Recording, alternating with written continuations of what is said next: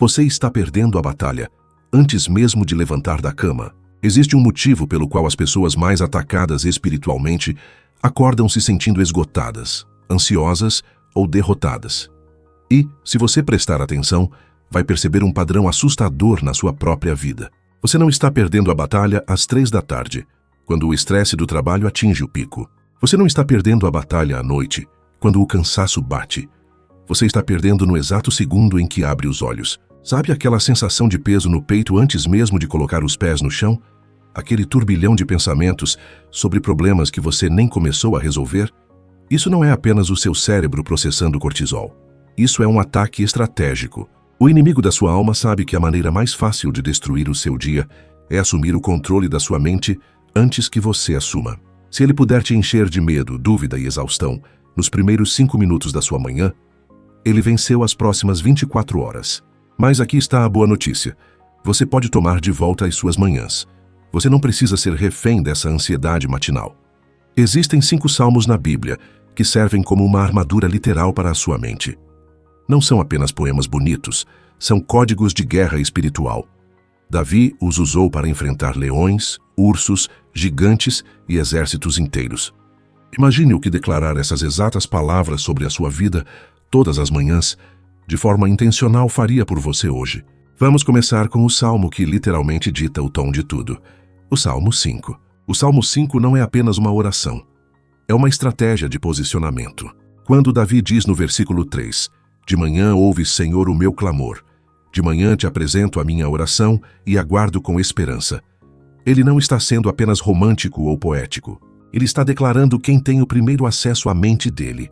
Ele está dizendo, Deus, o Senhor, tem a primeira palavra. Antes da preocupação, antes do estresse, antes das notícias ruins, antes de eu abrir o Instagram ou o WhatsApp. No hebraico original, a palavra traduzida como apresentar-se ou direcionar tem um significado fascinante. Era a mesma palavra usada pelos sacerdotes para organizar a lenha e o sacrifício no altar. Significa arranjar meticulosamente, colocar em ordem com propósito. Davi estava organizando seus pensamentos sob a autoridade de Deus antes que o dia pudesse jogar o caos sobre ele. Pense na sua vida hoje. Nós acordamos e imediatamente pegamos o celular. Nós deixamos o mundo despejar tragédias, fofocas, demandas de chefes e notificações não lidas diretamente na nossa mente desprotegida. Nós não estamos organizando o altar. Nós estamos deixando o mundo jogar lixo nele. Se Davi, que era um rei com milhares de demandas diárias e inimigos reais querendo a cabeça dele, precisava organizar a mente com Deus antes de o sol nascer, o que faz você pensar que pode pular essa etapa? Se um menino pastor pôde enfrentar Golias porque a rotina matinal dele estava firmada no Senhor, o que você está enfrentando hoje que seja maior do que um gigante de 3 metros? Agora aqui está o segundo salmo, e provavelmente ele já é o seu favorito, Salmo 23. Mas nós não vamos lê-lo da maneira reconfortante e passiva que costumamos fazer. O Salmo 23 é um manifesto de ousadia. O versículo 1 diz, "O Senhor é o meu pastor, de nada me faltará." A maioria das pessoas lê isso e pensa que é apenas sobre provisão financeira, ou comida na mesa. E claro, também é sobre isso. Mas o núcleo desse versículo é sobre identidade e liderança. Quando você declara que Deus é o seu pastor, logo na primeira hora da manhã, você está lembrando a si mesmo e ao mundo espiritual quem está te guiando. Você está declarando, não é o meu chefe que dita o meu destino. Não são as minhas emoções oscilantes que me governam. Não é o saldo da minha conta bancária que define a minha paz. É o Senhor. E olhe para a genialidade do versículo 5. Preparas um banquete para mim na presença dos meus inimigos. Pare e visualize essa cena por um segundo. Deus não remove os inimigos. Ele não te tira do campo de batalha. Em vez disso, ele monta uma mesa fina, serve um banquete e manda você se sentar e comer com calma enquanto os seus inimigos assistem impotentes. Quem são os seus inimigos hoje? A dúvida, o medo do fracasso, os boletos acumulados, aquele colega de trabalho tóxico que tenta puxar o seu tapete, a ansiedade com o futuro dos seus filhos. Todos eles estão ali, parados, de braços cruzados, assistindo enquanto Deus te prepara para a vitória e te nutre. Ler isso de manhã é o maior ato de confiança que você pode ter. É como entrar numa luta com a tranquilidade de quem já leu o final da história e sabe que ganhou. O terceiro salmo é um divisor de águas absoluto, Salmo 91. Nós gostamos de deixar as Bíblias abertas no Salmo 91, na sala de estar, acumulando poeira, como se o livro fosse um amuleto da sorte. Mas o Salmo 91 não é um feitiço de proteção, é uma condição de habitação. Os versículos 1 e 2 dizem: Aquele que habita no abrigo do Altíssimo e descansa à sombra do Todo-Poderoso pode dizer ao Senhor: Tu és o meu refúgio e a minha fortaleza, o meu Deus, em quem confio. Primeiro, preste atenção na palavra sombra. Para você estar na sombra de alguém, você precisa estar incrivelmente perto dessa pessoa. Se você der 2 passos para o lado, você sai da sombra e vai para o sol escaldante. Ler o Salmo 91 de manhã é uma forma de ajustar a sua proximidade com Deus. É dizer: hoje eu não vou me afastar debaixo da tua asa. Em segundo lugar, o texto diz: pode dizer, ou em algumas traduções, direi ao Senhor. A proteção não é automática para quem fica calado. Você tem que abrir a boca. Você tem que falar isso em voz alta de manhã, declarando a sua confiança no Senhor antes que o medo tente falar mais alto que você. E então vem a promessa do versículo 11. Porque a seus anjos ele dará ordens a seu respeito, para que o protejam em todos os seus caminhos. Pense no peso disso. O Criador do universo designa seres espirituais poderosos com uma ordem direta. Guarde essa pessoa hoje. Você está literalmente ativando proteção angelical sobre as suas idas e vindas, sobre o seu carro, sobre os seus filhos na escola. Isso não é superstição evangélica. É a palavra inerrante de Deus. Leia isso em voz alta, antes de girar a maçaneta para sair de casa, e veja como a sua postura muda. Você não anda mais como uma vítima em potencial. Você anda como alguém que está escoltado pelo céu. O Salmo 27 é o número 4. E este é a arma cirúrgica que lida com o medo de frente. O versículo 1 é como um raio de luz numa sala escura. O Senhor é a minha luz e a minha salvação. De quem terei temor? O Senhor é o forte refúgio da minha vida. De quem terei medo? Repare, isso não é papo motivacional barato de coach. Isso não é pense positivo e tudo vai dar certo. Isso é Davi argumentando contra a própria ansiedade. Ele está lembrando a si mesmo da verdade suprema, antes que o medo pudesse mentir para ele e criar raízes na sua mente. Aqui está o grande detalhe sobre o medo que ninguém te conta. Ele grita muito mais alto de manhã. A ciência nos diz que os níveis de cortisol, o hormônio do estresse, estão no seu pico máximo logo após acordarmos. O inimigo usa essa janela biológica para atacar. É nessa hora que o exército dos IC inicia o bombardeio. E se eu for demitido hoje? E se o exame médico der um resultado ruim? E se eu nunca conseguir sair das dívidas? E se o meu casamento não tiver conserto? E se não der certo? O Salmo 27 é um escudo de contenção que cala essas vozes antes mesmo do café da manhã estar pronto. Ele troca o "e se eu falhar" pelo "e se Deus for a força da minha vida". É por isso que o versículo 14 termina com um comando tão forte: espere no Senhor, seja forte, coragem, espere no Senhor.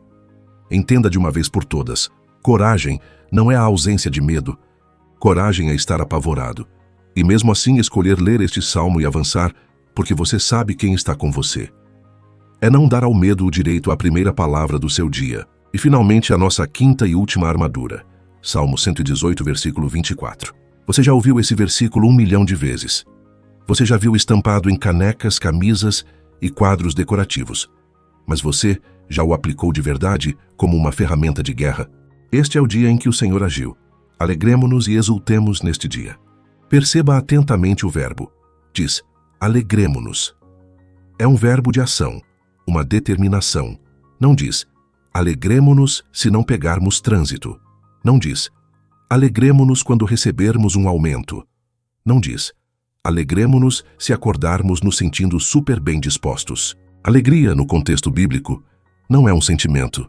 É uma decisão obstinada. É uma declaração de guerra contra a tristeza e o cinismo.